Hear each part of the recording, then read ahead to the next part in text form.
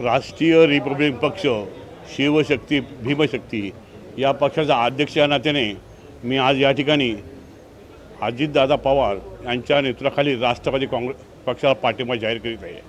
आम्ही या ठिकाणी दादांनाच पाठिंबा का व्यक्त केला, कारण महाराष्ट्रामध्ये तुम्ही बघत असाल जे राजकारण चालू आहे ते दोन धर्मामध्ये, दोन जातींमध्ये भांडण लावून घरं पेटवण्याचं राजकारण महाराष्ट्रात चालू आहे।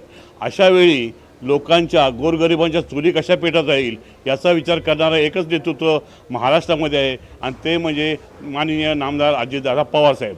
त्याचप्रमाणे आम्ही अजितदादांनाच पाठिंबा का व्यक्त केला, कारण महाराष्ट्राच्या राजकारणामध्ये पुरोगामी महाराष्ट्र हा शब्दाचं अस्तित्व संपत आलेलं आहे। अशा वेळी शिव, शाहू फुले, आंबेडकर यांच्या पुरोगामी महाराष्ट्र हा शब्द फक्त अजितदादाच वापरतात। इतर कोणत्याही नेत्याच्या तोडून पुरोगामी महाराष्ट्र हा शब्द येत नाही, शाहू फुले आंबेडकर हा शब्द येत नाही। म्हणून आम्ही पुरोगामी विचारांच्या दादांच्या पाठीशी उभं राहण्याचं ठरवलं आहे व दादांच्या नेतृत्वाखाली जे काही उमेदवार मुंबई महानगरपालिकेतच नव्हे तर महाराष्ट्रात जे काही उमेदवार उभे आहेत त्या प्रत्येक उमेदवारांच्या पाठीशी आम्ही ठामपणे उभे राहून त्या उमेदवारांना निवडून आणण्याचा प्रयत्न करू, अशी मी या ठिकाणी ग्वाही देतो।